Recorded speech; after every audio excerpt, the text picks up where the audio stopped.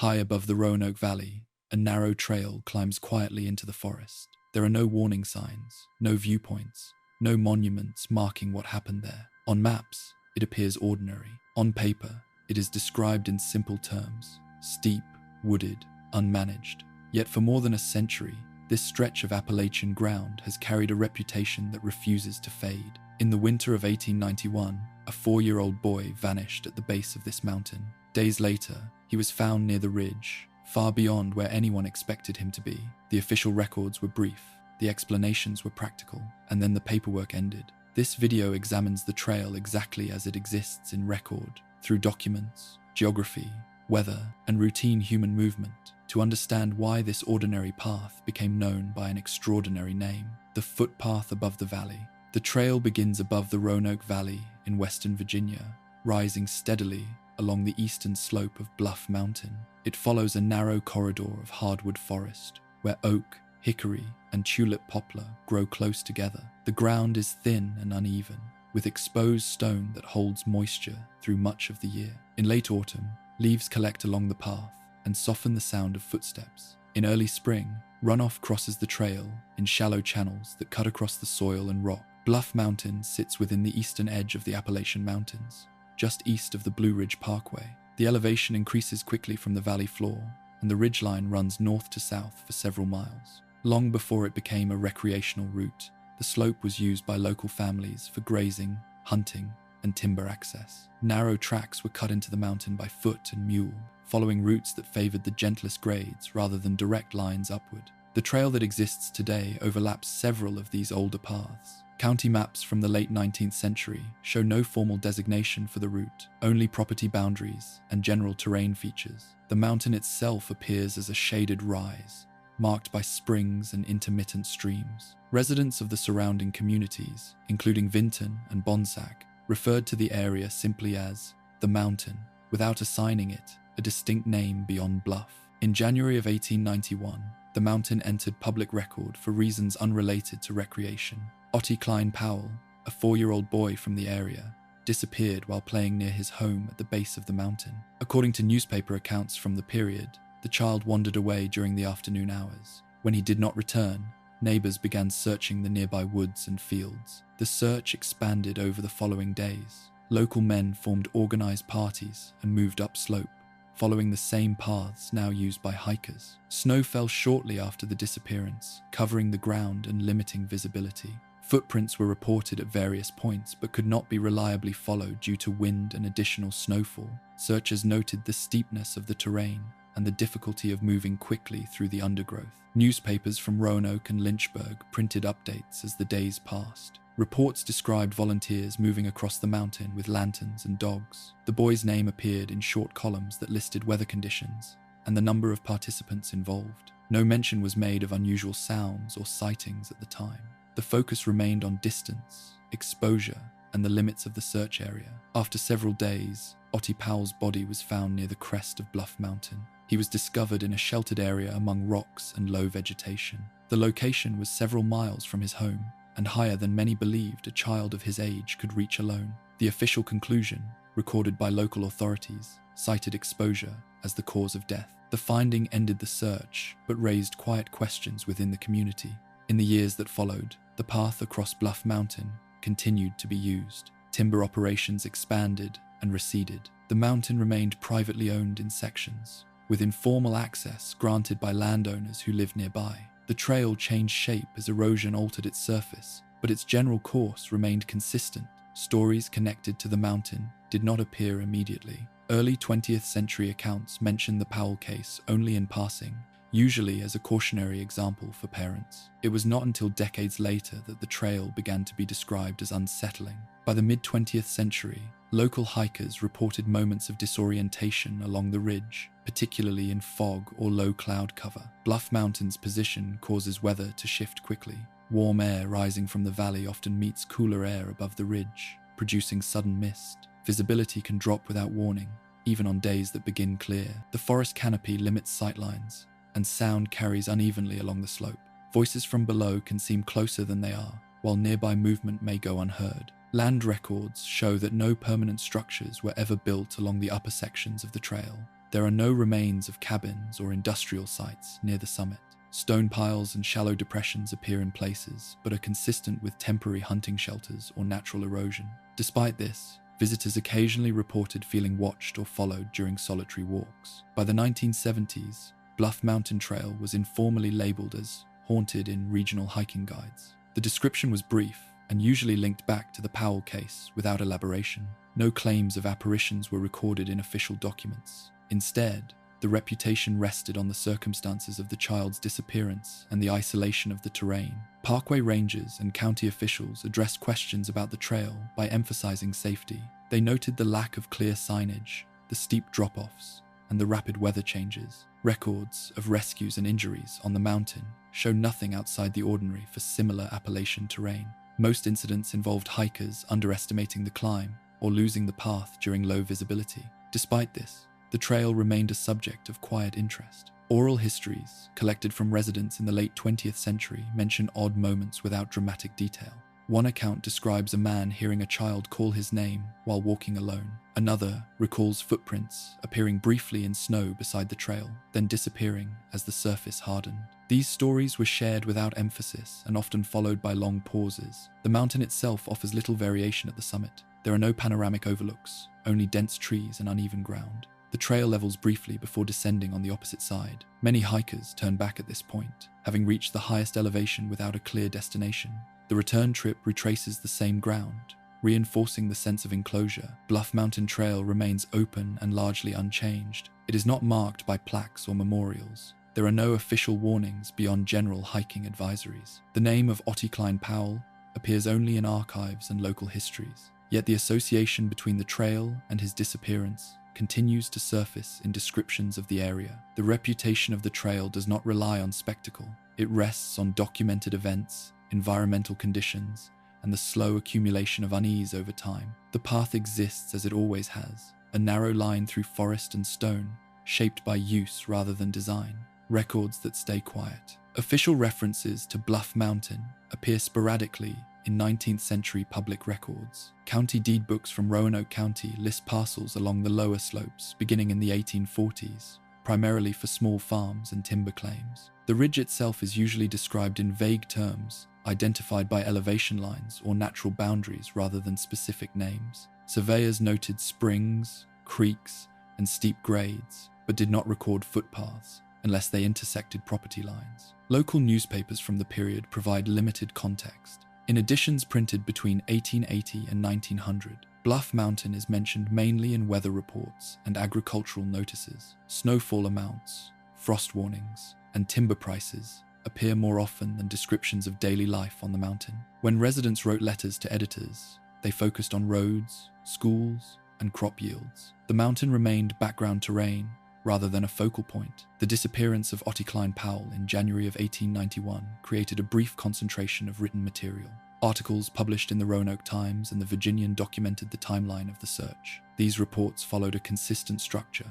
They listed dates, weather conditions, the number of volunteers involved, and the general areas covered. Language remained restrained and practical. There were no editorial comments or extended reflections. One article dated January 22nd notes that search parties had reached the upper portions of Bluff Mountain by mid-afternoon. Another, published 2 days later, records that snowfall had made tracking uncertain and unreliable. The child's age is stated repeatedly, as is the distance from his home. No speculation appears regarding motive or external involvement. The focus remains on logistics. After the recovery of the body, coverage stopped abruptly. A short notice reports the location where Powell was found and states that exposure was determined to be the cause of death. There is no follow-up discussion. No public inquest is described in surviving papers, and no interviews with family members were printed. County court minutes from the same year show no additional entries related to the incident. There are no recorded disputes, lawsuits, or land use changes connected to the search. The mountain returned to its prior administrative status, referenced only when property lines or tax assessments required it. This absence of documentation would later become a point of interest for those reviewing the case. In the early 20th century, Bluff Mountain continued to receive minimal mention. Logging permits issued between 1910 and 1930 show selective cutting along the lower elevations. Timber companies operated briefly and then moved on. Employment records list small crews, usually local men who worked seasonally. No permanent camps were established near the ridgeline. Oral accounts from this period, later collected by regional historians, describe the mountain as difficult but unremarkable. Farmers recalled grazing livestock on the lower slopes and collecting firewood. Hunters used the ridge during deer season. None of these recollections emphasized danger beyond what was typical for Appalachian terrain. By the 1940s, recreational hiking increased in the region due to the construction of the Blue Ridge Parkway. Informal trails were used more frequently by visitors from outside the immediate area. Despite this increased traffic, official guidebooks did not single out Bluff Mountain. It was listed as an access route rather than a destination. It is during this period that omissions become more noticeable. While other sections of the Blue Ridge received interpretive signs and historical markers, Bluff Mountain did not. Parkway planning documents mention the ridge only in relation to drainage and erosion control. The earlier disappearance of a child is not referenced, even in internal correspondence. Local historical societies formed in the 1950s and 1960s, collecting photographs, letters, and diaries from long-time residents. In these collections, references to Ottie Powell appear rarely. When they do, they are brief and factual. One handwritten note describes the winter the boy got lost. No further detail follows. Newspaper retrospectives, published in the mid-20th century, occasionally revisited old local stories. Fires, floods, and notable crimes were summarized for anniversary issues. The Powell case was not included in these retrospectives. Editors chose other events to represent the county's past, leaving the mountain incident unexamined. The lack of sustained documentation did not mean the story disappeared entirely. Instead, it persisted in fragments. A short paragraph in a 1972 hiking pamphlet mentions that a child once died on the mountain. No name or date is provided. The sentence appears without context, placed between trail mileage information and safety advice. As interest in Appalachian folklore grew in the late 20th century, writers began searching for material connected to place and memory. Bluff Mountain surfaced occasionally in these works, often cited as an example of how landscapes absorb events without preserving them in formal record. Authors quoted earlier newspaper lines but added no new information. Public archives remain consistent in their silence. Death certificates, census records, and land surveys provide no additional insight beyond what was already known. The Powell family appears in census rolls before and after the incident, showing continuity rather than disruption. There is no indication of relocation or public dispute. Modern county records include Bluff Mountain Trail as an unmanaged recreational route. Maintenance logs note erosion repairs and fallen tree removal. Ranger reports list lost hikers, usually resolved within hours. None of these documents reference historical incidents. The administrative language treats the trail as a present-day concern only. The quiet nature of these records contributes to the trail's reputation in indirect ways. Visitors who research the area encounter gaps rather than explanations. Official sources provide dates and outcomes but little narrative. The absence of commentary leaves room for interpretation without offering material for confirmation. Bluff Mountain exists in documentation as terrain, not as story. Its trail is described through measurements and maintenance notes. The people who pass through it appear briefly and then disappear from record. What remains is a sequence of facts separated by long intervals of silence. This pattern is consistent across decades. Events occur, are recorded minimally, and then recede. The mountain's presence in archives is steady but thin.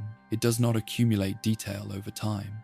Instead, it resists elaboration, remaining defined by what is written and, more noticeably, by what is not. Weather that changes without notice. Bluff Mountain sits at an elevation where local weather behaves differently than it does in the Roanoke Valley below. Meteorological records from the National Weather Service station in Roanoke show consistent temperature differentials between the valley floor and nearby ridgelines. On average, Bluff Mountain experiences cooler conditions year-round, with sharper drops during late afternoon and early evening. These changes are gradual in data, but often abrupt in lived experience. The mountain lies along a transition zone where warm, moist air from the valley rises and meets cooler air moving along the Blue Ridge. This interaction produces frequent fog, especially during spring and autumn. Historical weather logs from the late 19th century reference dense mountain cloud and low visibility on higher ground during the same periods when valley conditions remained clear. These descriptions appear without emphasis, treated as routine observations. During winter months, Bluff Mountain receives snowfall more frequently than surrounding lowlands. Snow accumulation records from January 1891 indicate light snowfall in Roanoke, followed by heavier accumulation at higher elevations. Temperatures during that week fluctuated around freezing during daylight hours and dropped significantly after sunset. Wind speeds recorded at ridge height were stronger than those measured in town. These conditions align with reports from the search for Powell.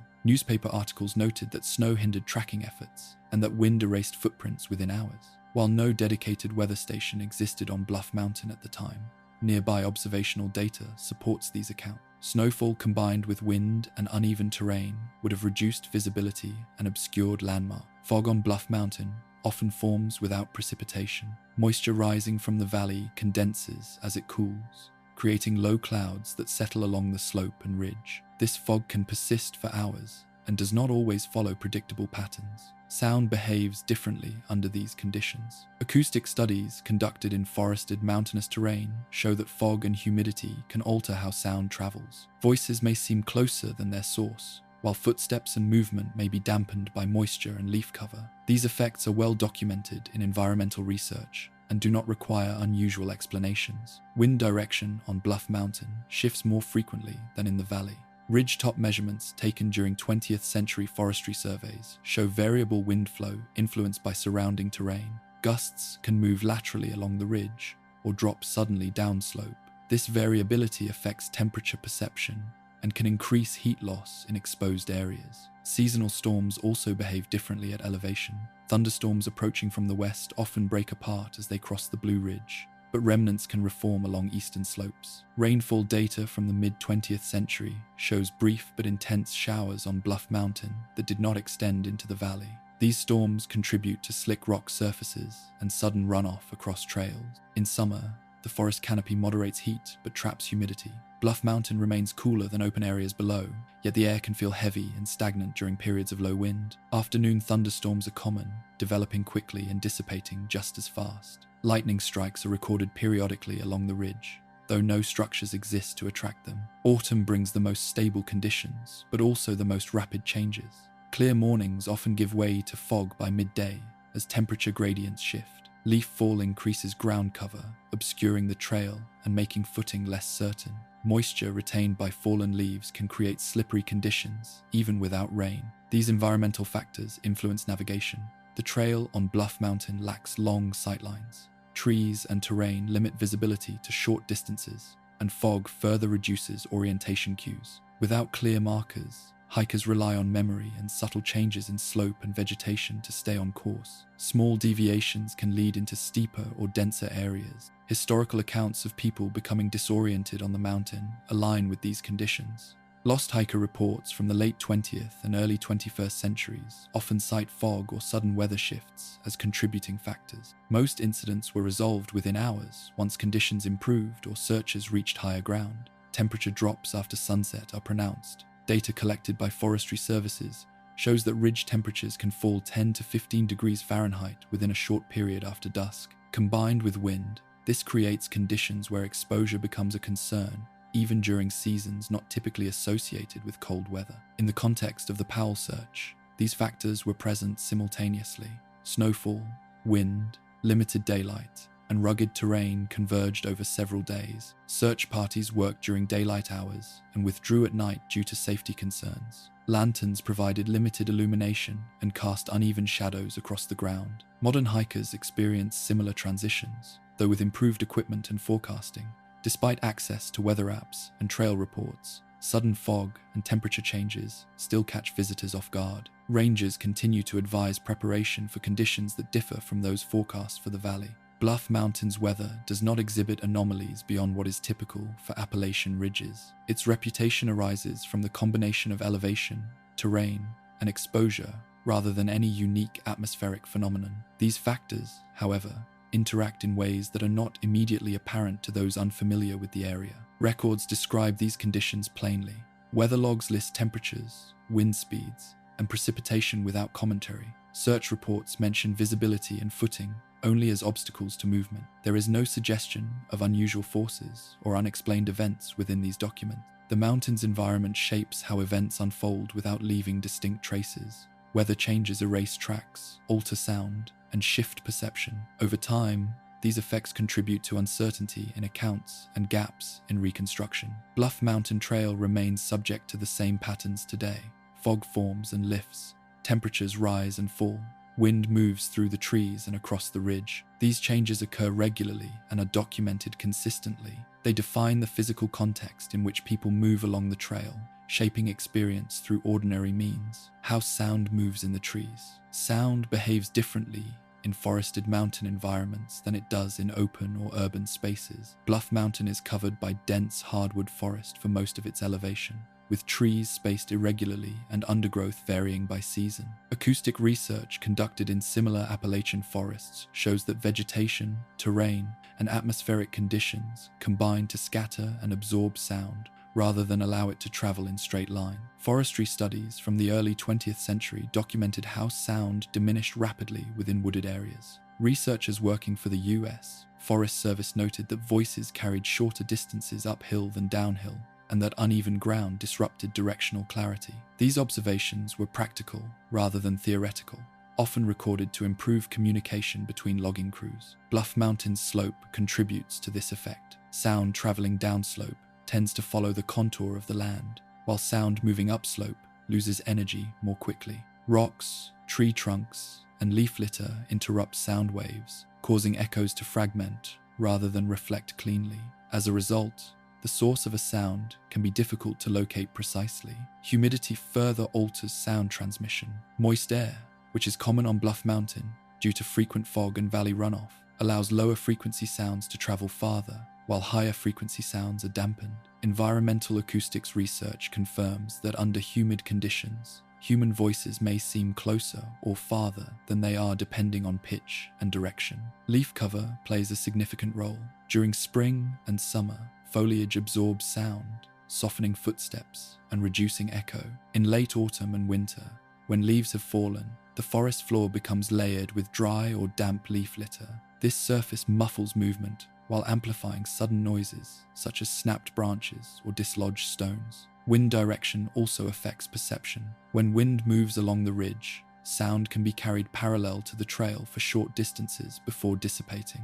Crosswinds scatter sound laterally, making it appear to come from multiple directions. Ridgetop wind measurements from forestry surveys show frequent shifts even within short time spans. Historical accounts from search and rescue operations in mountainous areas consistently reference difficulty using sound for navigation.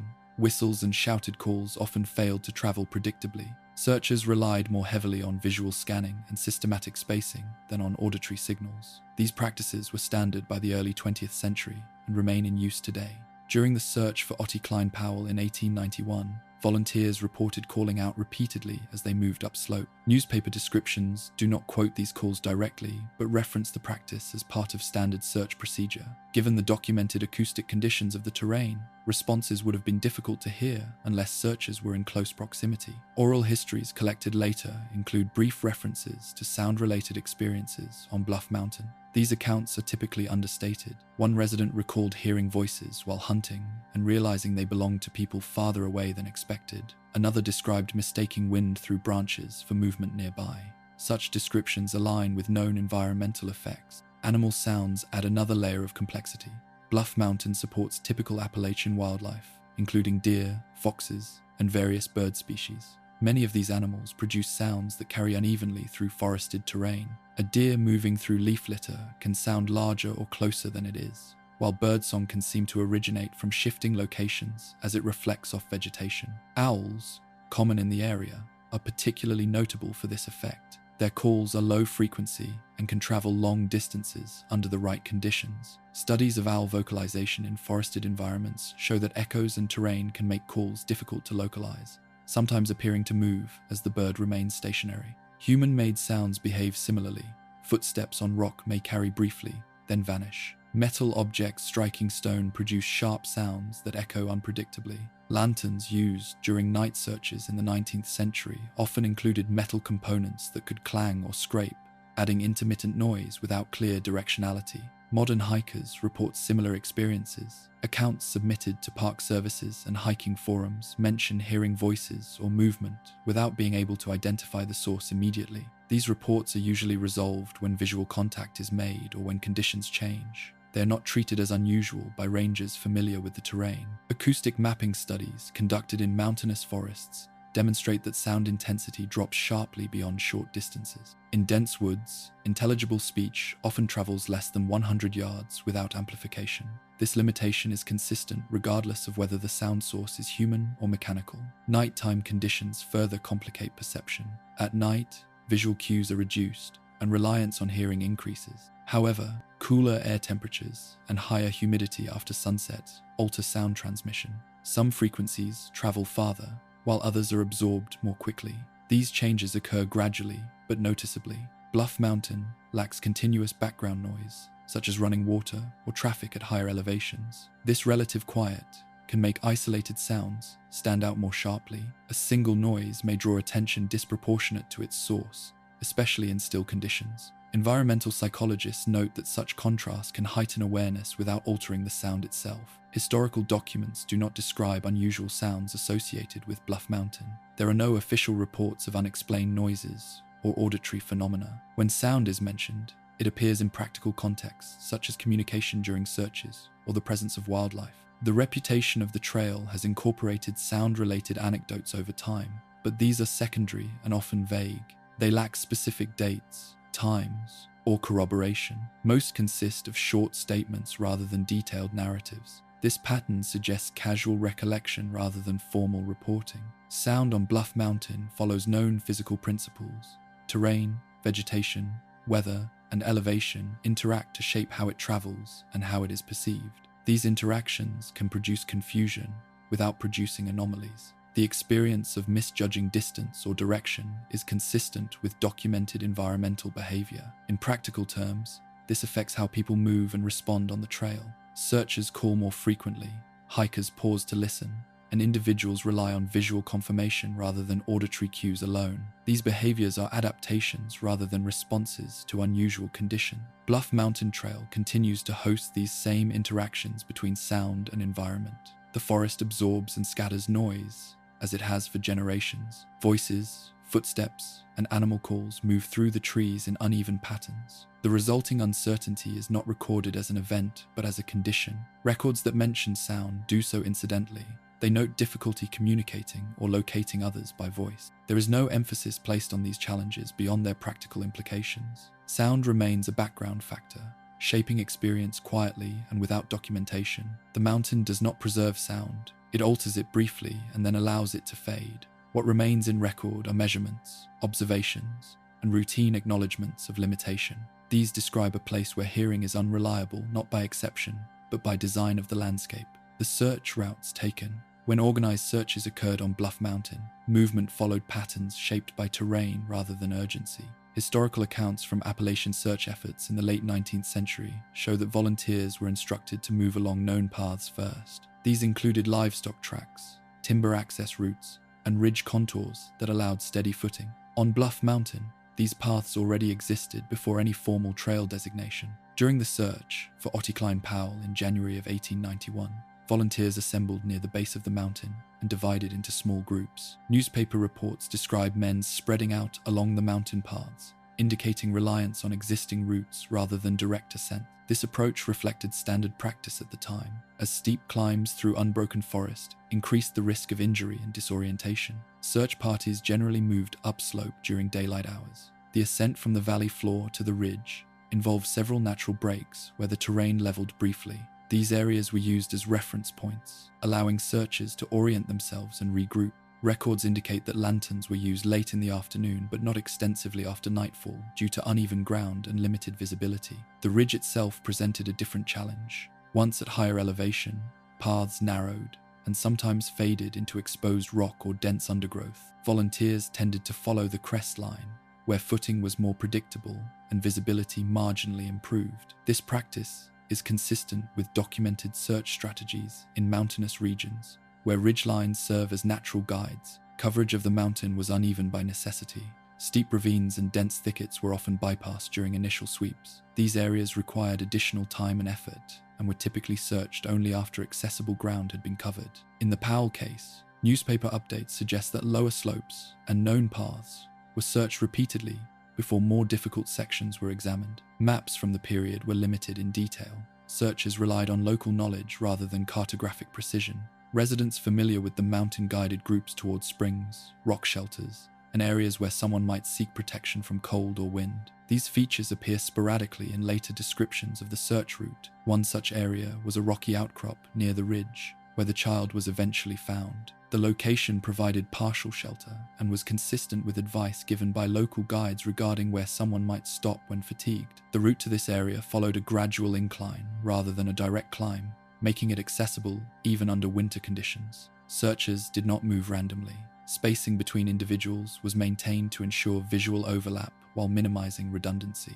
This method reduced the likelihood of missed ground but required coordination and clear communication. Given the acoustic limitations of the forest, visual signals and pre-arranged meeting points were emphasized. Night searches were limited. Historical search manuals from the era advised against extensive nighttime movement in mountainous terrain due to increased risk. On Bluff Mountain, volunteers typically descended before dark or remained in place until morning.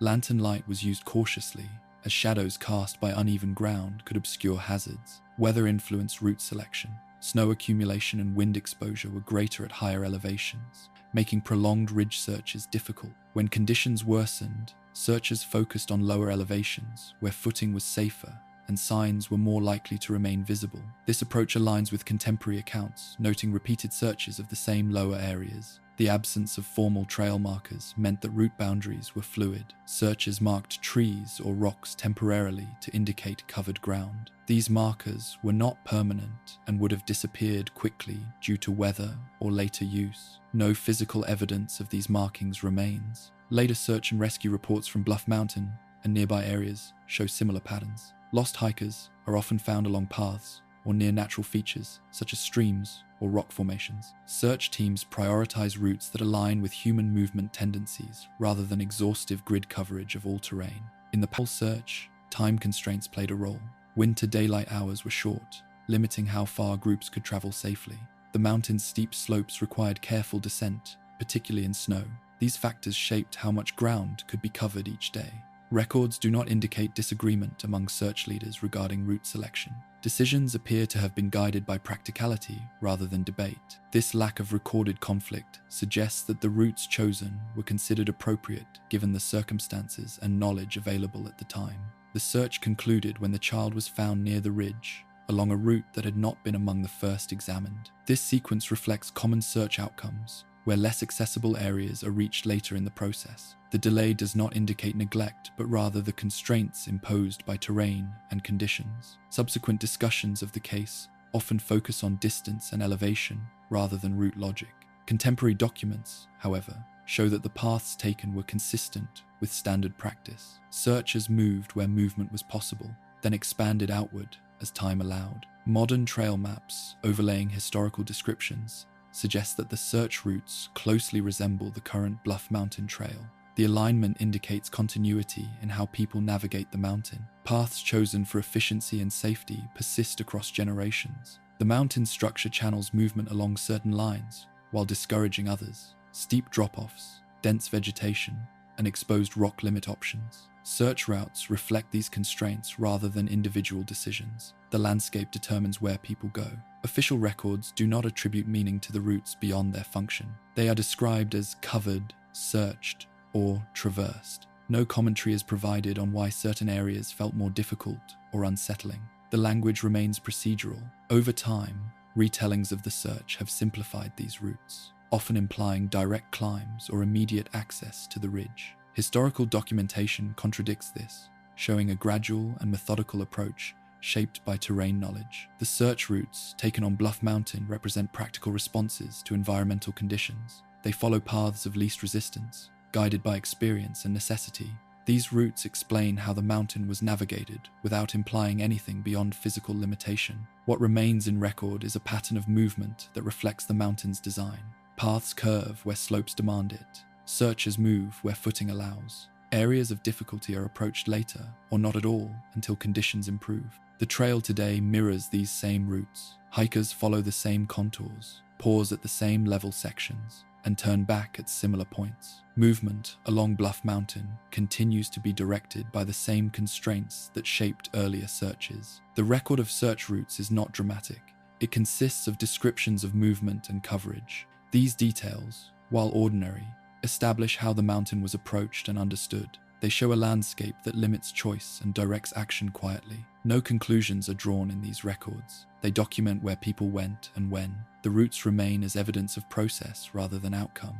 They show how the mountain was traversed, not how it was interpreted, what was found, and where. The location where Otti Klein Powell was found is described briefly in surviving newspaper accounts and secondary records. Reports place the discovery near the upper elevations of Bluff Mountain, close to the ridgeline rather than along the lower slopes. The area is characterized by uneven rock, shallow soil, and low vegetation. There were no permanent structures nearby, nor any marked paths leading directly to the spot. According to an article published in late January 1891, the child's body was located in a partially sheltered area formed by natural rock formations. The description does not specify the exact dimensions of the shelter, only that it offered limited protection from wind. Such formations are common along Bluff Mountain, where erosion has exposed layered stone near the surface. The body was found lying on the ground, rather than suspended or concealed. Clothing was present and showed signs consistent with prolonged exposure to cold temperatures. No mention is made of damage inconsistent with environmental factors. The report states that the child appeared to have laid down, a phrase commonly used in 19th century reporting, to indicate rest or collapse rather than deliberate positioning. Weather conditions at the time of discovery were cold but stable. Snow remained on the ground in shaded areas, while exposed rock showed signs of thaw during daylight hours. Wind at the ridge was described as steady. These details align with regional weather records for the period, which indicate fluctuating temperatures and intermittent snow cover. There is no indication in the reports that food, tools, or personal items were found with the body beyond clothing. No containers, toys, or other objects are mentioned. The absence of such items is noted indirectly by omission rather than by comment. The focus remains on location and condition. Distance figures vary slightly between sources. Some accounts estimate that the location was 3 to 4 miles from the child's home, while others suggest a longer route when accounting for elevation change. What remains consistent is the acknowledgement that the distance was greater than expected for a child of his age under winter condition. The elevation of the discovery site is not recorded numerically in 19th century documents. Later reconstructions using modern maps place the area several hundred feet above the valley floor. The ascent would have required sustained uphill movement, following contours rather than a direct climb. This route corresponds with known paths used at the time. No signs of a struggle were reported. There are no references to disturbed ground, broken branches, or unusual markings near the body. Searchers did not record footprints in the immediate area, likely due to snowmelt and wind exposure at higher elevation. This absence is noted only by implication. The cause of death was recorded as exposure. This determination appears in newspaper summaries and later archival references. There is no record of a coroner's inquest being published in detail.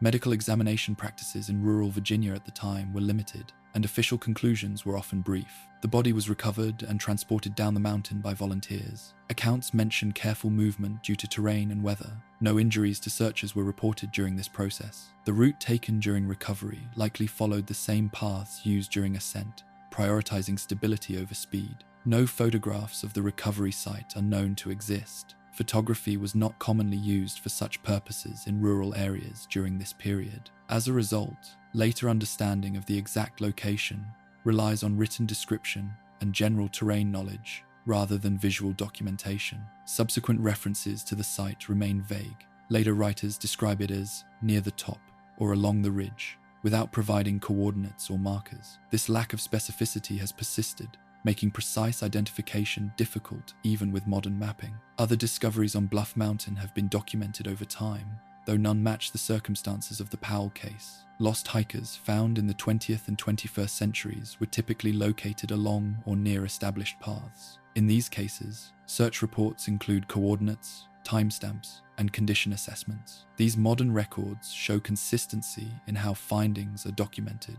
location, physical condition, and environmental factors are listed. Interpretation is limited to immediate cause, such as dehydration or minor injury.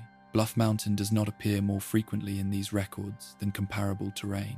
In the Powell case, the discovery location stands out primarily due to elevation and distance. Contemporary reports acknowledge this without elaboration. There is no discussion of how the child reached the area beyond stating that he was found there. The question of route is not addressed directly. The terrain surrounding the site includes shallow depressions where water collects during rain and snowmelt. In winter, these areas can freeze and thaw repeatedly, creating slick surfaces. Such conditions would have slowed movement and increased fatigue, particularly for a small child. Vegetation at the ridge is sparser than on lower slopes. Trees grow shorter and undergrowth thins. This exposure increases wind impact and reduces available shelter. The rock formation where the body was found offered limited protection but would not have fully blocked wind or cold. There is no indication that searchers believed the site had been overlooked earlier. Reports do not suggest surprise at the location beyond noting its height. The tone remains factual.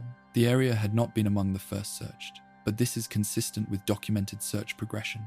Later retellings sometimes emphasize the location as remote or inaccessible. Contemporary descriptions do not support this characterization. While the terrain was difficult, it was within the range of areas eventually covered by searchers using known path. No markers were placed at the site after recovery.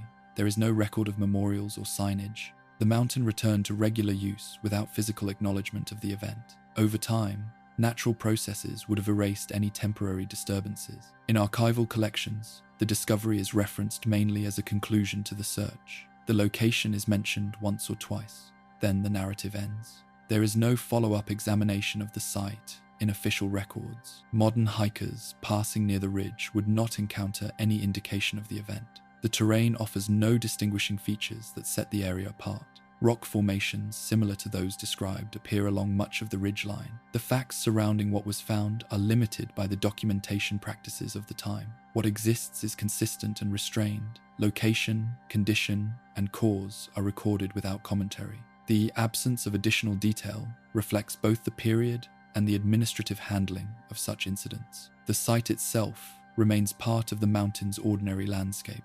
It is neither isolated nor marked. Its significance derives entirely from written record rather than physical trace. What was found on Bluff Mountain in January 1891 was a child who had succumbed to environmental conditions. Where he was found is described plainly, without symbolic framing. The records do not suggest mystery or irregularity beyond the acknowledged difficulty of the terrain. These details form the factual boundary of the event. They establish place and condition without extending beyond observation. The mountain absorbs the incident into its geography, leaving documentation to carry what the land does not retain.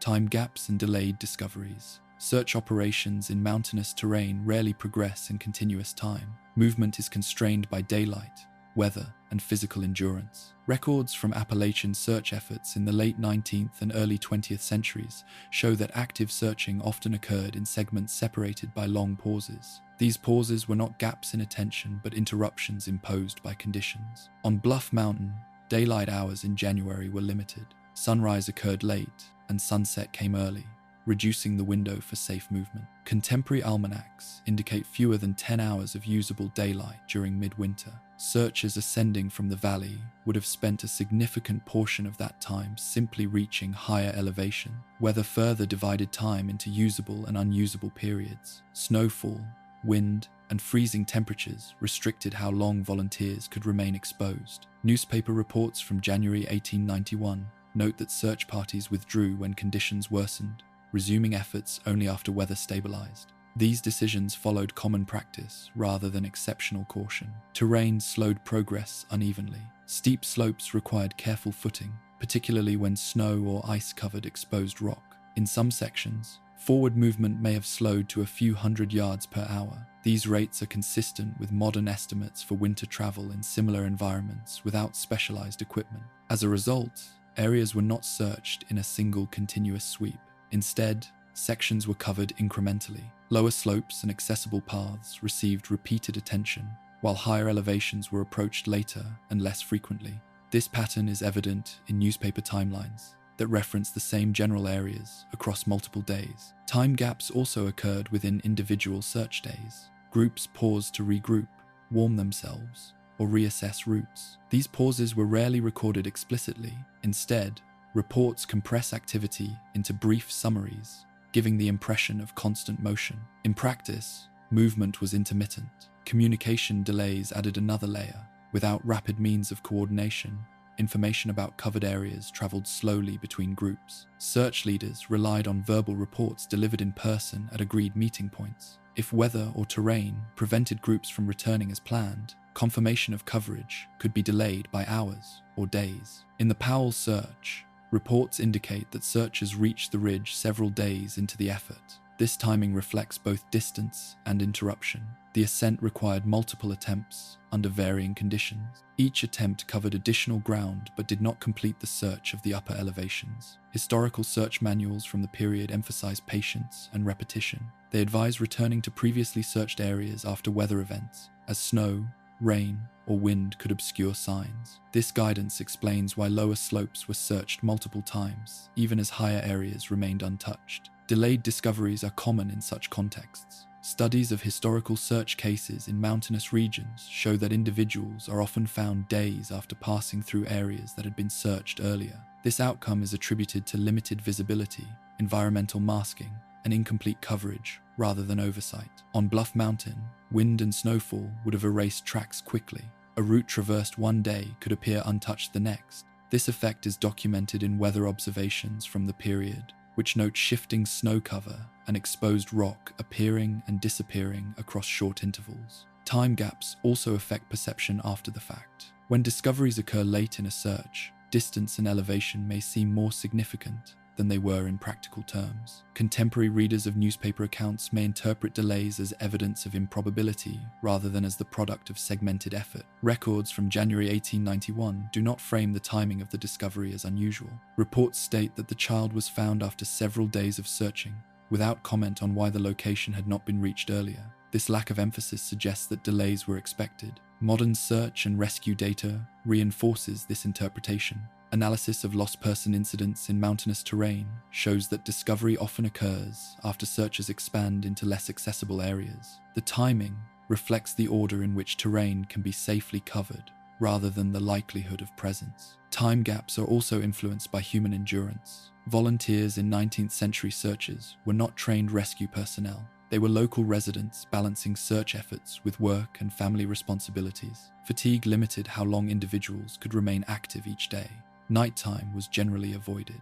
Without reliable lighting and with increased risk of injury, night searches were restricted or suspended entirely. This practice effectively removed half of each 24-hour period from active searching.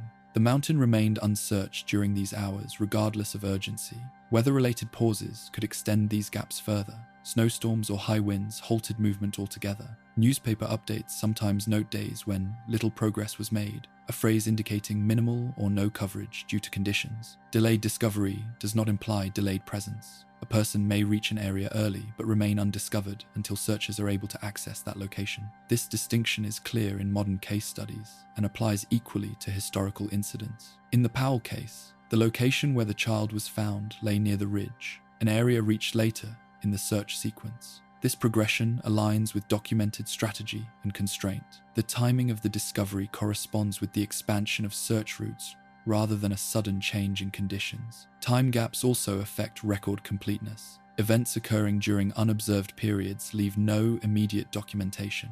When activity resumes, records reflect outcomes without capturing interim conditions. This compression contributes to uncertainty when reconstructing timelines. Later retellings often overlook these gaps, presenting searches as continuous efforts. Historical documentation contradicts this portrayal. Searches moved forward, paused, and resumed in response to practical limitations. These interruptions were routine and rarely remarked upon. In archival materials, dates are often listed without times. A discovery reported on a given day may have occurred hours earlier or later than implied. Without precise timestamps, sequences appear flatter than they were in reality. Delayed discoveries are therefore a structural feature of mountain searches rather than an anomaly. They result from segmented effort, environmental interference, and limited communication. Bluff Mountain exhibits these same characteristics found throughout the Appalachian region. The trail's reputation incorporates these delays indirectly. Distance and timing are emphasized without reference to the constraints that shape them. Official records, however, provide enough context to understand why gaps occurred. Time on the mountain is not continuous. It is divided by weather, light, and capacity. Searches unfold within these divisions, producing outcomes that reflect process rather than improbability. The documentation of Bluff Mountain shows this pattern clearly. Activity is recorded in brief intervals separated by silence. Discoveries appear after pauses, not because they were hidden, but because access was delayed. These gaps persist in the historical record. They are not filled by later analysis or commentary. Instead, they remain as spaces between documented actions, reflecting the practical rhythm of movement on the mountain. Understanding these intervals requires attention to what is recorded and what is not. The absence of activity in record corresponds to periods when activity was not possible or not observable. This relationship is consistent and unremarked upon by contemporary sources. Time gaps do not alter the facts of discovery. They frame when and how those facts entered the record. On Bluff Mountain, as elsewhere, discovery followed access, and access followed conditions. Repetition without change. Bluff Mountain has remained physically consistent across recorded history. Its elevation, slope, and forest cover show little variation in available documentation. Land surveys from the 19th century align closely with modern topographic maps, indicating stable terrain. Erosion has altered specific sections of trail, but the mountain's overall structure has not shifted in ways that would change how people move across it. Records from the 20th century show repeated incidents that follow similar patterns without escalation. County emergency logs and Park Service reports document hikers becoming disoriented, misjudging distance, or underestimating weather changes. These incidents are resolved through standard procedures. Individuals are located, assisted, and escorted off the mountain. The reports are brief and procedural. Lost person reports from Roanoke County between the 1950s and early 2000s include several references to Bluff Mountain. The circumstances are consistent. Fog reduces visibility. Trails become unclear. Individuals stop moving or follow terrain downhill until found. No injuries beyond mild exposure or fatigue are recorded. Search timelines in these later cases resemble earlier patterns. Initial efforts focus on known paths and trailheads. Searches expand outward as time and conditions allow. Discovery often occurs hours after initial reporting, sometimes the following day. These delays are attributed to weather, terrain, or limited daylight rather than unusual difficulty. Newspaper articles covering these incidents use similar language across decades. Terms such as became lost, disoriented, and found safe appear repeatedly. Bluff Mountain is described as steep or wooded, but not exceptional. The tone remains factual. There is no suggestion of increasing danger or unresolved mystery. Hiking guides published in the late 20th century list Bluff Mountain Trail as moderately difficult. Advisories focus on elevation gain, weather variability, and limited signage. Some editions include brief historical notes referencing the Powell case, usually confined to 1 or 2 sentences. These mentions are presented as context rather than warning. Park Service correspondence from the 1980s addresses questions from visitors regarding the trail's reputation. Responses emphasize preparation and familiarity with mountain conditions. Officials note that incidents on Bluff Mountain are comparable to those on nearby ridges. No additional measures are recommended beyond standard safety guidance. Repetition also appears in anecdotal reports submitted to local historical societies. Short accounts describe similar experiences across time. Individuals report hearing movement, losing the trail briefly, or feeling uncertain of direction. Each stands alone, unconnected to a broader narrative. These descriptions remain consistent in scale. There are no reports of escalation from confusion to harm beyond what is documented elsewhere in the region. The mountain does not accumulate incidents over time. Instead, it produces recurring, isolated events that resolve in predictable ways. Environmental conditions contributing to these repetitions remain unchanged. Fog forms, as it always has. Temperature drops occur at similar elevations and times of day.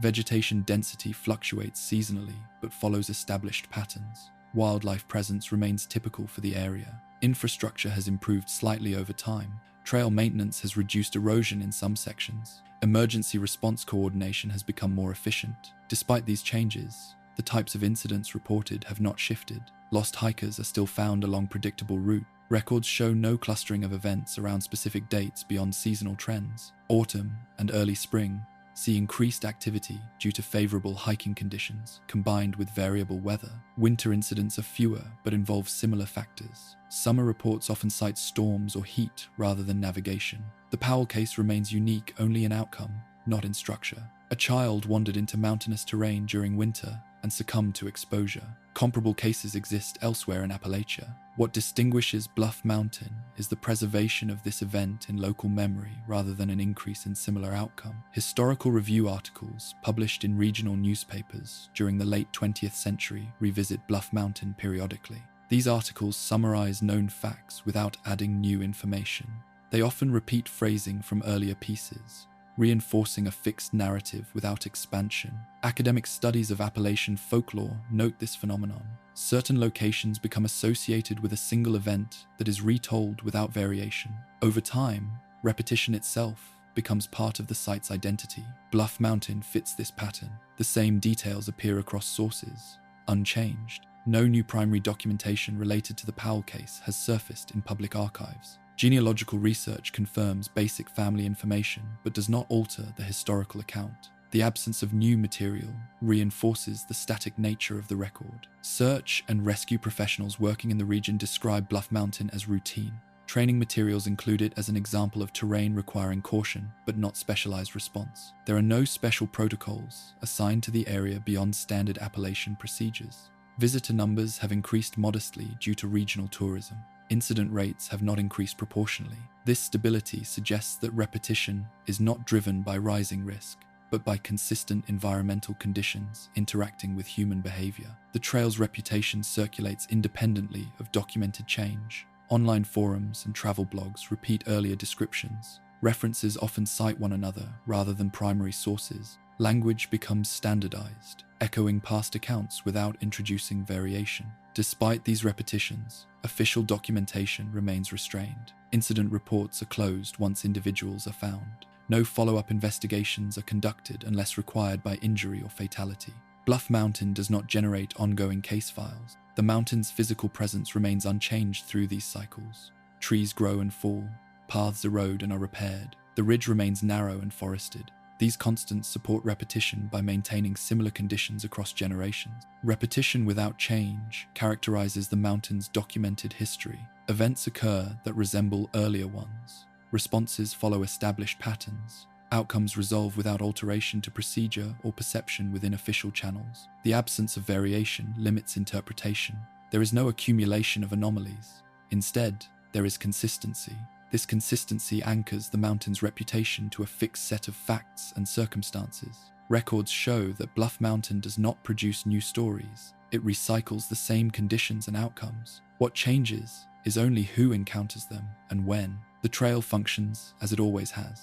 People enter with expectations shaped by prior accounts. They experience familiar conditions. They leave with similar descriptions. Documentation reflects this cycle. Repetition becomes the defining feature, not escalation, not resolution, but recurrence. It maintains a steady profile shaped by terrain and weather rather than event. These repeated incidents do not prompt re-evaluation. Officials treat each as independent. Historical context is rarely invoked beyond brief mention. The mountain remains administratively ordinary. What is recorded continues to mirror what has already been recorded. The same phrases appear, the same factors are cited, the same conclusions are reached without emphasis. Bluff Mountain's documented history is therefore characterized by stability. The events associated with it do not progress toward explanation or closure. They repeat in form and outcome. This repetition reinforces familiarity rather than mystery within official record. It creates a closed loop of description that neither expands nor contracts. The mountain persists within this loop. It offers the same conditions repeatedly. Documentation captures this consistency without commentary. How the trail is described today. Modern descriptions of Bluff Mountain Trail appear across several types of public material, including county park listings, hiking guides, and online trail databases. These descriptions emphasize measurable features such as length, elevation, gain, and difficulty. Language is functional and standardized, reflecting how trails are typically catalogued rather than how they are experienced. Roanoke County and Blue Ridge Parkway materials list the trail as a steep, unpaved route with limited signage. Elevation gain is noted as significant relative to distance. Advisories mention uneven footing, exposed rock, and seasonal weather changes. These descriptions align closely with those given to comparable trails in the region. Printed hiking guides, published since the 1990s, describe Bluff Mountain Trail in brief entries. Most include a short paragraph outlining access points, average hiking time, and recommended equipment. The trail is often categorized as moderate to strenuous, depending on direction of travel. No specialized warnings are included beyond standard mountain safety guidance. Some guides include a single sentence referencing the Powell case. This mention is usually presented as historical context rather than a defining feature. The language is restrained, often noting that a child was lost on the mountain in the 19th century. Dates and names are sometimes omitted, suggesting reliance on secondary summaries rather than archival sources. Online trail platforms provide more variable descriptions. User-submitted reviews focus on conditions encountered during individual hikes. Common observations include fog near the ridge, limited views, and a quiet forest environment. These comments are practical in nature, offering advice on timing and preparation. Descriptions of difficulty remain consistent across platforms. The trail's lack of panoramic views is mentioned frequently, distinguishing it from more scenic routes nearby. This characteristic shapes expectations and influences who chooses to hike it. Official signage at trailheads is minimal. Where signs exist, they list trail names, distances, and basic safety reminders. There are no interpretive panels discussing history or notable events. This absence reflects broader policy for unmanaged or lightly managed trails within the region. Park Service communications, addressing visitor questions about Bluff Mountain Trail, emphasize preparation and situational awareness. Responses cite weather variability and limited markers. Officials note that the trail's reputation does not correspond to increased incident rates. These statements are documented in correspondence logs from the late 20th century. Media coverage in recent decades occasionally revisits the trail's reputation. Articles published in regional newspapers or magazines summarize known facts and quote hikers or officials. These pieces tend to recycle earlier descriptions without introducing new information. Language remains cautious and factual. Travel websites sometimes include Bluff Mountain in lists of unusual or lesser-known trails. In these contexts, the Powell case is mentioned more prominently, though still without detail. Writers often reference earlier newspaper accounts rather than primary documents. The resulting descriptions vary in tone, but not in content. Academic treatments of Appalachian Place narratives cite Bluff Mountain as an example of how reputation persists through repetition. These works analyze language used in descriptions rather than the events themselves. Bluff Mountain is discussed briefly and usually in comparison with other sites. Modern mapping applications show the trail clearly, with elevation profiles and route overlays. Users can view satellite imagery and topographic lines. These tools reduce uncertainty about distance and terrain but do not alter descriptive language used in guides and reviews. Emergency response agencies continue to classify Bluff Mountain as routine. Incident logs use standardized categories such as lost hiker or medical assist. Reports do not reference historical context. Each incident is documented independently and closed once resolved. Visitor materials produced by local tourism boards rarely highlight Bluff Mountain. Promotional content focuses on overlooks, waterfalls, and well-maintained trails. Bluff Mountain's lack of amenities and views places it outside these narratives. Its inclusion, when it occurs, is understated. Descriptions of the trail today reflect continuity rather than reinterpretation. Steep slopes, forest cover, and variable weather define how the trail is presented. Language used to describe the trail avoids emphasis. Adjectives are limited. Statements are framed as observations rather than evaluations. This approach mirrors how land management agencies communicate about similar terrain. The trail's reputation exists alongside these descriptions but does not dominate them. Official sources neither endorse nor refute it. They present the trail as it is, leaving interpretation to readers. In user reviews, personal impressions vary but follow familiar patterns. Some hikers describe feeling isolated. Others note the quiet or lack of landmarks. These impressions are not aggregated into official descriptions and remain anecdotal. Over time, descriptive language has stabilized. Early guidebooks and modern platforms use similar phrasing. Changes in technology have improved access to information without altering the core portrayal of the trail. Bluff Mountain Trail is described today as a place defined by physical effort and environmental variability. Its documentation focuses on what can be measured and prepared for. Historical references appear briefly and without elaboration. The consistency of these descriptions reinforces the trail's administrative identity.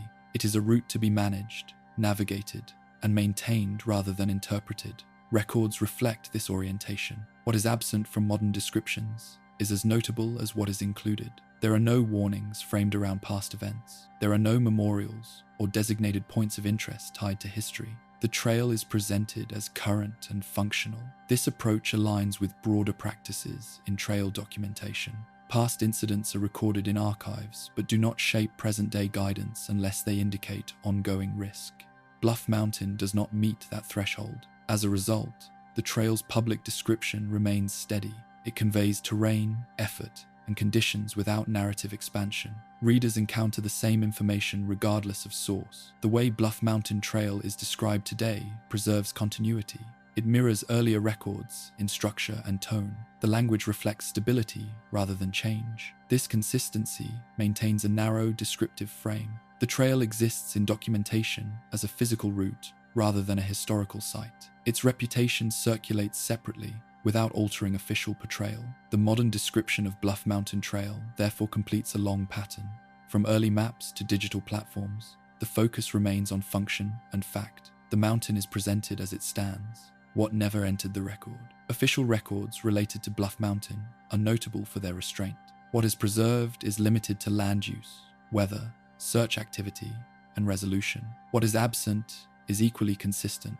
Across decades of documentation, certain types of information never appear, not because they were removed, but because they were never recorded in the first place. In 19th century county archives, record-keeping followed practical needs. Deeds established ownership, court minutes recorded disputes, death records listed cause and date. Events that did not require administrative action were rarely expanded upon. The disappearance and death of Ottie Klein Powell generated only the documentation necessary to close the matter. No supplementary investigation was mandated under the standards of the time. There are no surviving affidavits from search participants. Volunteers were not required to submit written statements, and no centralized log of individual movements was kept. Search efforts were coordinated verbally, relying on familiarity with the terrain rather than formal reporting.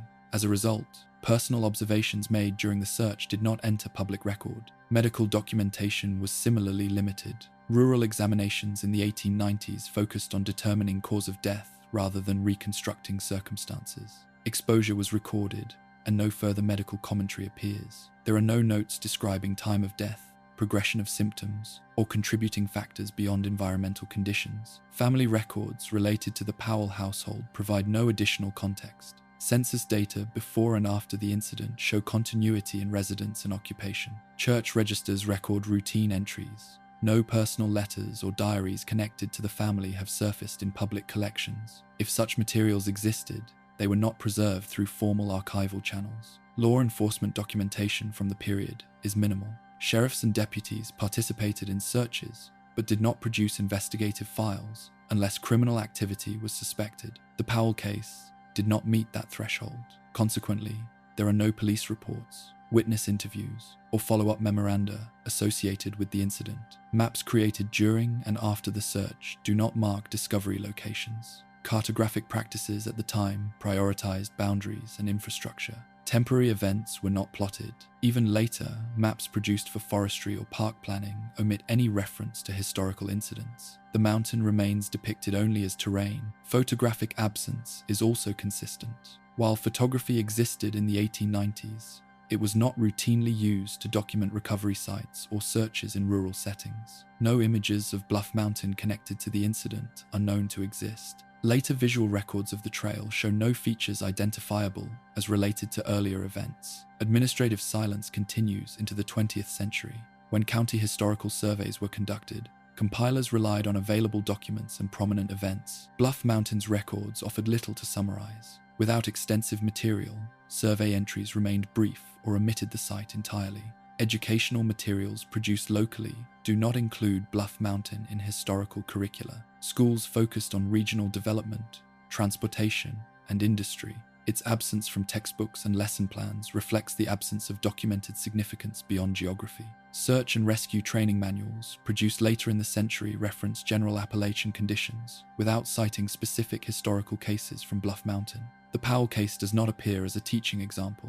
Its circumstances were not formally analyzed or abstracted into guidance. Insurance records, which sometimes preserve unusual incidents, contain no references. No claims or disputes are recorded that would require documentation. The event did not generate financial or legal follow-through that would extend its administrative footprint. Personal accounts that circulate today remain outside official channels. They appear in interviews, blogs, or informal histories, but are not corroborated by contemporaneous documents. Because these accounts lack dates, names, or verifiable details, they do not enter archival collections. What is also absent are records of concern. There are no petitions calling for trail closures, no requests for memorials, and no correspondence urging additional investigation. Public response, as reflected in documentation, was limited to participation in the search and acknowledgement of its outcome. The silence extends to land management decisions. No changes in access or use followed the incident. Grazing,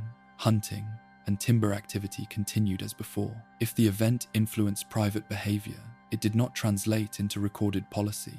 In the decades that followed, other incidents on the mountain were documented only to the extent required. Lost hikers were logged, found, and released. Reports were filed and closed. No cumulative file developed that linked incidents together or revisited earlier events. Modern archival practices emphasize transparency and detail, yet even recent records maintain a narrow scope.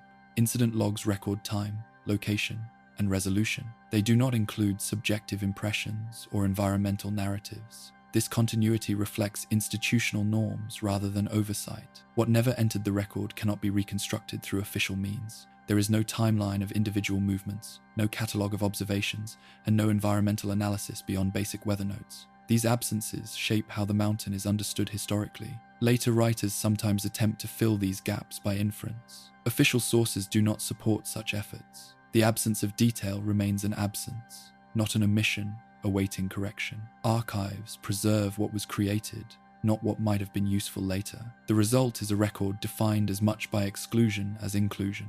Bluff Mountain appears consistently, but sparsely. It is present as a location, a route, and an elevation. It is absent as a narrative subject. This pattern is not unusual. Many rural sites share similar archival profiles. Events occur, are recorded minimally, and then recede. Only places associated with sustained activity or institutional interest accumulate dense documentation. Bluff Mountain did not become such a place. Its administrative role remained stable. It did not generate ongoing inquiry or policy change. Therefore, the records remain thin. What never entered the record also includes interpretation. Official documents do not speculate, contextualize, or analyze beyond immediate necessity. This restraint preserves neutrality but limits historical texture. The mountain's reputation developed independently of archives. Records neither confirm nor deny later interpretations. They simply do not address them. This separation between documentation and narrative allows reputation to circulate without institutional response. In this way, absence becomes a defining characteristic. The lack of additional material reinforces reliance on the same few facts. Over time, repetition fills space where documentation does not. What remains undocumented stays outside formal history. It exists only in recollection or retelling. Without entry into record, it cannot be evaluated alongside documented fact. Bluff Mountain's official history therefore ends where documentation ends. It does not expand to accommodate later interest. The mountain remains administratively unchanged by what people seek to know about it. The record holds firm boundaries. Within those boundaries are dates, locations, and outcomes. That silence persists across formats and decades. It is not corrected by later research because there is nothing additional to retrieve. The archive contains what it contained. What never entered the record continues to remain absent. The trail, the mountain, and the incident exist within this constraint. Why the label remains. The term applied to Bluff Mountain Trail did not originate in official designation. It appears instead in informal descriptions that developed gradually over the 20th century. Early printed materials do not use the label. County records, park documents, and newspapers from the 19th and early 20th centuries avoid characterizing the trail beyond physical description. The language used in these sources remains administrative and limited. The first appearances of the label occur in secondary contexts. Regional hiking pamphlets from the mid-20th century include brief remarks that reference local reputation. These remarks are not attributed to agencies or named individuals. They appear as asides rather than headings, placed alongside mileage and elevation notes. The phrasing is tentative and not standardized. Newspaper features published decades after the Powell case contribute to repetition. Anniversary articles and regional interest pieces summarize the incident using similar wording. The same facts are restated with minor variation. Distance, age, winter conditions, and elevation are repeated without expansion. Each retelling reinforces familiarity with the association between the trail and the event. Language patterns stabilize over time. Phrases such as often mentioned, locally known, or sometimes called recur across sources. These qualifiers signal indirect attribution. They indicate circulation of a term without establishing origin. The absence of a single source allows the label to persist without formal endorsement. Tourism and travel writing plays a limited but consistent role. Articles aimed at readers outside the region include Bluff Mountain in lists of lesser-known or unusual places. In these contexts, the label is presented as part of local color. Writers rely on prior articles and guides, citing them implicitly through paraphrase. The content does not introduce new information. Online platforms amplify this pattern. Trail databases and travel blogs often reuse descriptive language from earlier print sources. Entries are updated with photographs and recent conditions, but historical descriptions remain unchanged. The label appears as a descriptor rather than a claim, often without explanation. Search engine summaries further compress language. Short snippets combine trail difficulty with a reference to reputation. These summaries are generated from aggregated text rather than primary research. As a result, repetition increases, while detail decreases. Academic analysis of place naming practices provides additional insight. Studies of regional narratives note that labels persist when they are brief, memorable, and easily repeated. Bluff Mountain fits this pattern. The label is short and does not require explanation to circulate. It attaches to the trail without altering official description. Institutional response remains neutral. Park services and county offices do not adopt the label in their materials. When asked directly, officials respond by restating safety guidance and incident statistics. Correspondence logs show consistent avoidance of interpretive language. This restraint neither confirms nor counters the label. The absence of corrective language allows informal usage to continue. Without an official statement addressing the term, repetition fills the space. Each mention references prior mentions rather than evidence. Over time, the label becomes familiar through frequency rather than substantiation. The Powell case remains central to this persistence. It provides a concrete historical anchor. The facts are stable and uncontested. Because no new documentation alters the account, retellings do not change. The event remains fixed, allowing it to support repeated reference without modification. Other incidents on the mountain do not contribute new material. Later lost hiker cases resolve without fatality and are documented routinely. These incidents are not incorporated into the label's narrative. The label remains attached to the original event rather than to cumulative activity. Media framing reinforces continuity. Articles often open by acknowledging the label before summarizing known facts. The structure places the term first and the documentation second. This ordering reinforces association without requiring elaboration. Readers encounter the label as a preface rather than a conclusion. Language used to qualify the label remains consistent.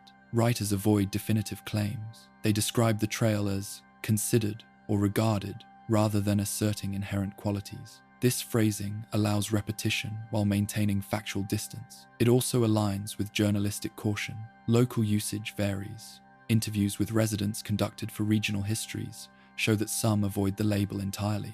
Others reference it casually without emphasis. These variations do not enter official record and therefore do not alter broader circulation. What persists is what is printed and reposted. Temporal distance contributes to endurance. As the event recedes further into the past, fewer primary sources remain accessible. Secondary summaries become the default reference. Each generation encounters the same condensed account, reinforcing stability of language. The label's persistence is also influenced by the trail's characteristics. Limited views, dense forest, and variable weather create conditions that are easily described but not visually distinctive.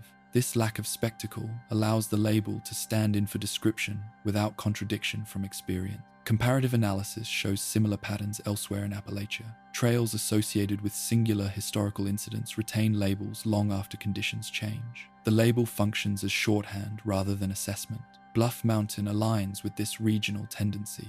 Administrative continuity reinforces the pattern. Because the trail remains unmanaged or lightly managed, there are no interpretive updates. No signage reframes the site. The absence of new official language allows older, informal language to persist unchallenged. The label remains because it is repeated, not because it is developed. Each appearance relies on prior usage. The chain of repetition does not require verification once established. It requires only recognition. Documentation supports this observation. Sources citing the label rarely include citations. They reference local law or history without archival detail. This practice signals reliance on shared understanding rather than record. The persistence of the label does not correspond to changes in policy, access, or safety. Incident rates remain comparable to similar trails. Management practices do not shift. The label exists alongside these facts without altering them. In summary form, the label remains present across materials while official descriptions remain unchanged. The two coexist without convergence. One circulates informally, the other remains procedural. The record shows no point at which the label was formally adopted or formally rejected. Its endurance results from continued use within secondary descriptions. Each instance reinforces familiarity without expanding content. This pattern explains why the label remains visible despite limited documentation. It is sustained by repetition, stabilized by fixed facts, and unaffected by administrative language. The trail continues to be described as it always has, while the label continues to appear where informal description allows it. The trail as it is walked, Bluff Mountain Trail, is entered today from the same general access points that have existed for decades. Parking areas are informal, often consisting of widened roadside shoulders or small gravel clearings. There are no visitor centers or staffed entry points. Hikers begin on a narrow dirt path that rises quickly from the edge of the valley. The initial section climbs through hardwood forest with minimal variation in grade. Roots cross the path, and rocks protrude unevenly from the soil. In dry conditions, the surface is firm. After rain, water collects in shallow depressions and runs along the trail rather than across it. Erosion channels are visible in places, but do not alter the overall route. Trail markers are limited. Some sections are marked with occasional paint blazes on trees, though these are not continuous. In other areas, the path is defined only by compacted soil and the absence of undergrowth. Hikers rely on these cues rather than signage to remain on course. As elevation increases, the trail narrows. Switchbacks appear briefly, then give way to straighter climbs following the contour of the slope. The forest canopy remains dense. Sightlines extend only a short distance ahead. There are few visual reference points that distinguish one section from another. Midway up the mountain, the grade levels slightly. This area is often used as a stopping point. Hikers pause to rest or check time and weather. There are no benches or constructed features. The ground here is flatter, with scattered rocks and leaf cover. Weather conditions can change along this section. Fog often appears without warning, particularly during morning and late afternoon hours. When visibility drops, the trail remains passable, but harder to distinguish from surrounding ground. Under these conditions, hikers slow their pace and stay closer to the visible center of the path. Sound remains muted. Footsteps are softened by leaf litter. Wind moves through the trees above rather than along the ground. Voices carry only short distances. Hikers traveling in groups tend to remain within sight rather than relying on calls. The upper section of the trail approaches the ridgeline. The forest thins slightly, and rock outcrops appear more frequently. The ground becomes less soil-based and more exposed stone. Footing requires attention, especially in damp or icy conditions. Handholds are not installed, and hikers adjust movement accordingly. At the ridge, the trail does not open to a view. Trees continue to block distant sightlines. The summit area is subtle, marked only by a change in grade rather than a defined destination. Many hikers turn back here, having reached the highest elevation without encountering a clear endpoint. Those who continue descend gradually along the opposite side of the ridge. This section is less frequently traveled and may show more leaf cover. The path remains consistent but less compacted. Navigation depends on following the natural line of descent rather than visual markers. Throughout the hike, encounters with other visitors are infrequent. The trail does not experience heavy traffic. On most days, hikers report seeing few or no others along the route. This spacing contributes to a sense of isolation, but reflects usage patterns rather than restriction. Time spent on the trail varies. Some complete the ascent and return within a few hours. Others move more slowly, stopping frequently due to grade or conditions. There are no facilities along the route. All preparation and pacing decisions are made before entry. Rangers and maintenance crews patrol the area periodically, but not on a fixed schedule. Fallen trees are cleared when reported. Erosion is monitored but addressed selectively. The trail remains largely shaped by use rather than design.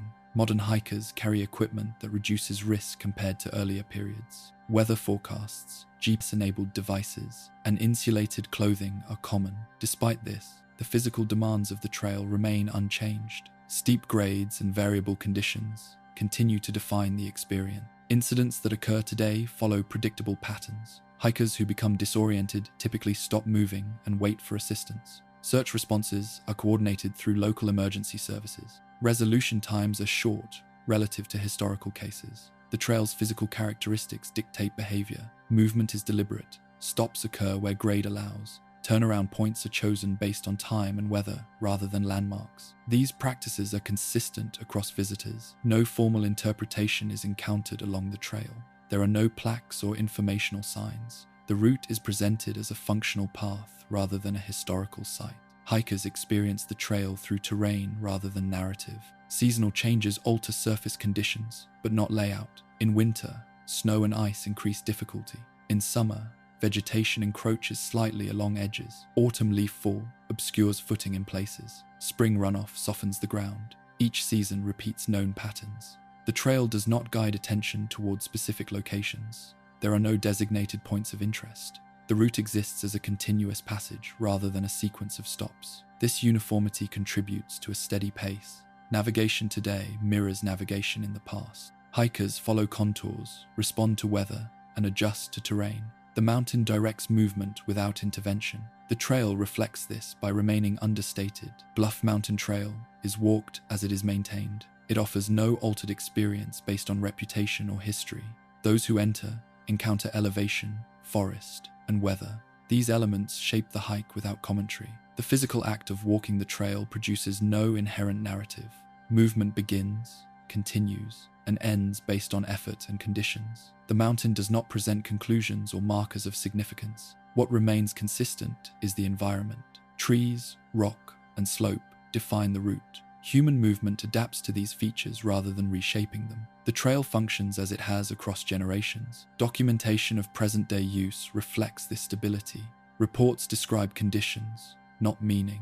The trail is recorded as traversed, maintained, and exited. Experience is shaped by physical factors alone. The trail as it is walked today aligns with how it has always been walked. It requires attention, preparation, and adjustment. It offers continuity rather than change. This continuity completes the documented record. The trail exists in use rather than in interpretation. Movement along it remains ordinary and unremarked upon. Bluff Mountain Trail continues to be walked without alteration to its structure or purpose. The path remains defined by terrain. The record ends where the walk ends. Thanks for watching. If this video was helpful or interesting, you can support the channel by liking the video and subscribing for more long-form documentaries like this one. And if you have a location or topic you'd like explored in a future video, leave a comment below.